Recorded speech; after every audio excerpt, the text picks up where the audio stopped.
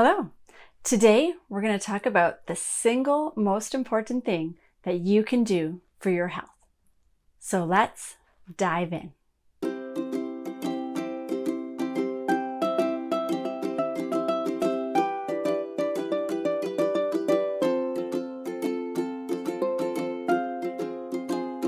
Hi, welcome back. I'm so glad you're here. Today, we're going to talk about sleep. I said it before and I'll say it again. Sleep is the single most important thing that you can do for your health. Getting good quality and consistent sleep will improve your health more than any other singular activity. So today we're going to talk about sleep and autoimmune diseases, the architecture of our sleep, and things that you can do to improve the quality and quantity of your sleep starting today. The reality is that many people with autoimmune diseases suffer bouts of insomnia or have difficulty falling asleep or staying asleep because of pain and symptoms from their autoimmune disease. The reality is a lack of sleep increases inflammation in your body, which then causes more symptoms and impacts your sleep. And it can become a vicious cycle. Through my research, I have also learned that having untreated sleep apnea can actually increase your risk of developing certain autoimmune diseases, such as rheumatoid arthritis and psoriasis. And the reality is that many of us with autoimmune diseases have at some point or another taken steroids to reduce inflammation quickly. But the reality is that one of the side effects of steroids is insomnia. And in fact, now they believe that narcolepsy is actually an autoimmune disorder, where the inflammation from your immune system is impacting parts of the brain that help us to stay alert and awake. So what can we do? First, let's understand a little about the architecture of our sleep. When you fall asleep, your body goes through sleep cycles. And I won't dive too deeply into this, but there are many great podcasts and articles out there on the architecture of sleep. And of course, my friend Andrew Huberman at the Huberman Lab podcast has several amazing podcasts on the architecture of sleep, where he takes a deep dive into what is happening in your body when you are asleep. We're going to just scratch the surface here today. Basically, when you fall asleep, you go through sleep cycles that include deep sleep, light sleep, and REM sleep. And the architecture of those cycles changes between the early part of the night and the later half of the night.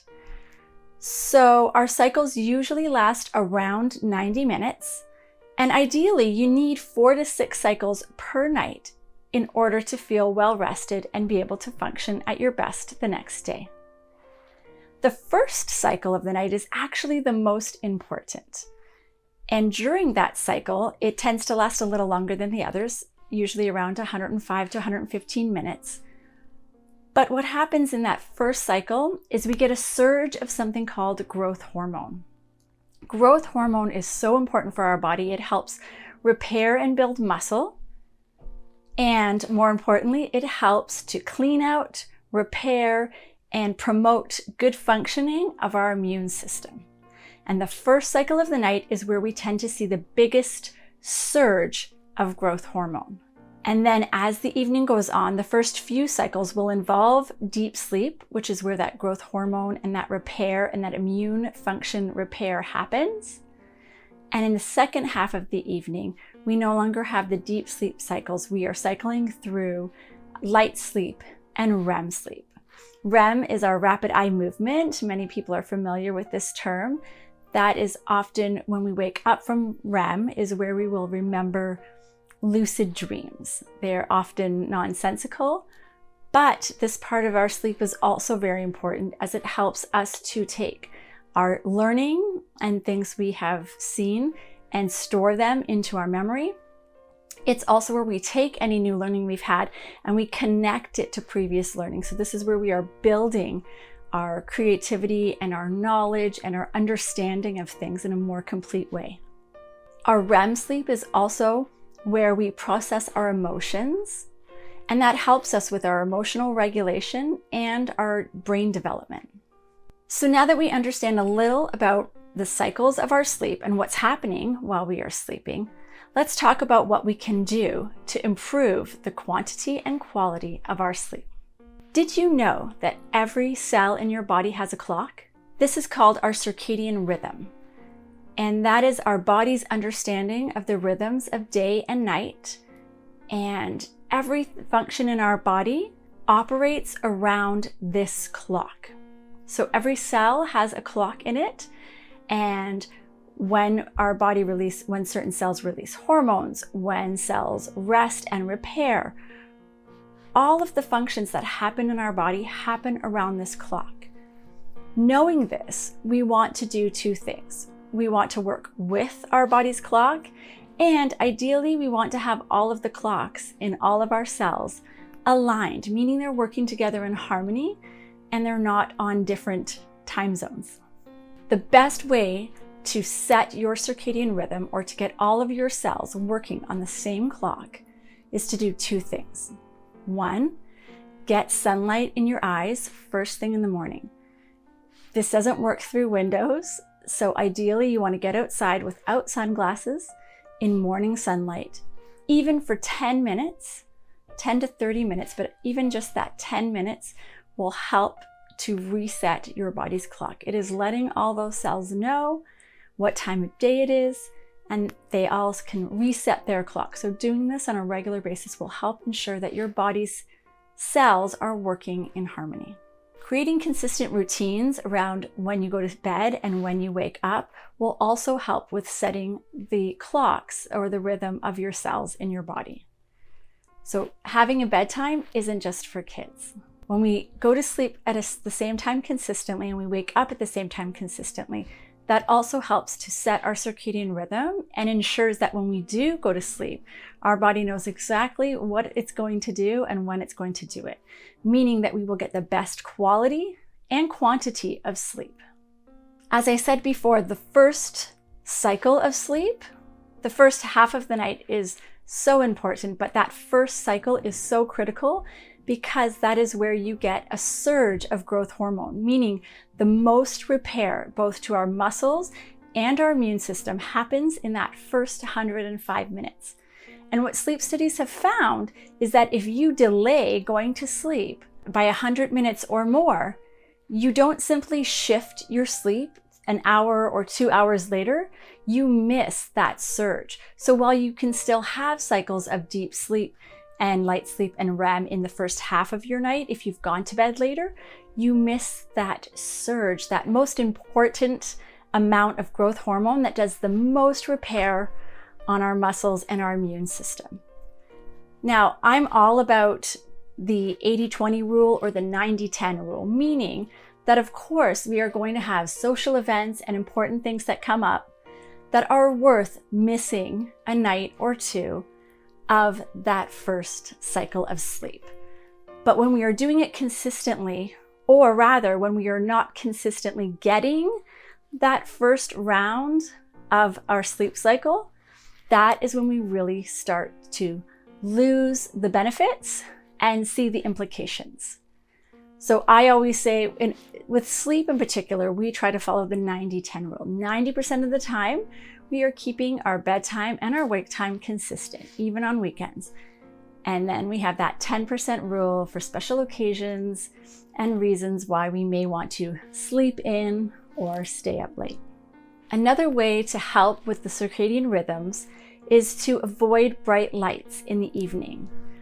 Again, they have shown through studies that bright overhead lights mimic sunlight to our brain.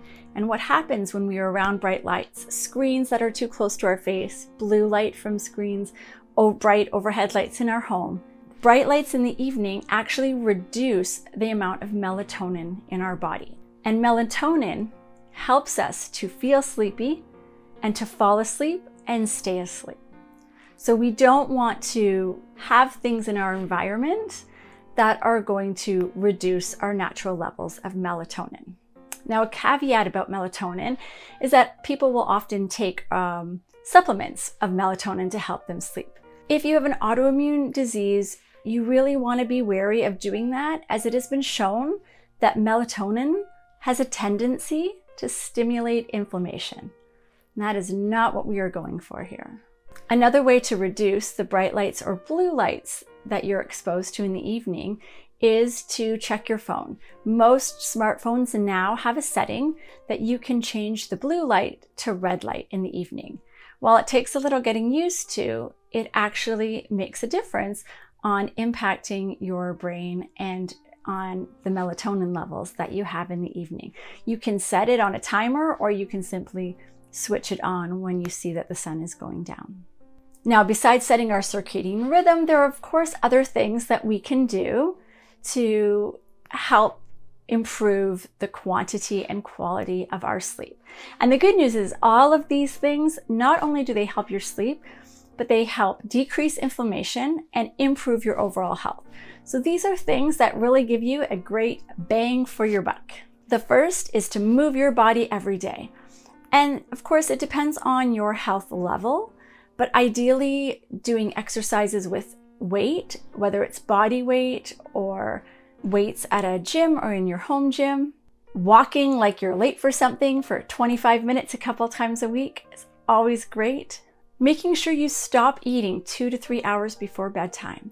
The reality is, if your body is busy digesting food while you're sleeping, then it is not going to be able to get into those deep states of sleep that we want it to in order to recharge and repair. As well as caffeine. Cutting caffeine by early afternoon, and some people are more sensitive and some are less, but even if you don't feel sensitive to caffeine, ideally you want to make a routine of cutting it by early afternoon, as it clears out adenosine. And adenosine, again, is one of those things that makes us feel sleepy and helps us to fall asleep. Often when we wake up in the morning and we still feel a little groggy, that is because our body is still clearing out the rest of the adenosine. And getting that bright sunlight in the morning not only helps set your circadian rhythms, but it also helps your body to clear out the rest of the adenosine, which will help you feel more alert and awake. Another tip is to keep your bedroom cool. The reality is we sleep better when the room we are in is cool. Now, that doesn't mean you can't bundle up under warm covers, but having the air around you cool will make for a better sleep. Even taking a warm shower or bath before bed, while it sounds counterintuitive, the reality is when we take a hot shower or bath, it actually cools our body temp down. Putting that hot water on our body signals it, and it doesn't want to overheat, so it will reduce its temperature, and that will help you have a better sleep.